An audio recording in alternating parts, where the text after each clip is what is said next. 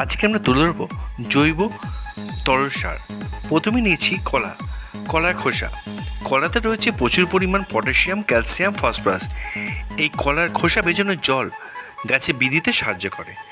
তাই জন্যে কলার খোসা নিয়ে সেই কলার খোসাগুলোকে 3-4 দিন শুকিয়ে নিয়েছি।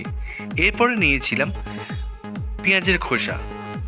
পেঁয়াজের খোসায় রয়েছে নাইট্রোজেন। পেঁয়াজের খোসা ভেজানো জল গাছের রোগ প্রতিরোধে সাহায্য করে এবং গাছের বৃদ্ধিতে সাহায্য করে।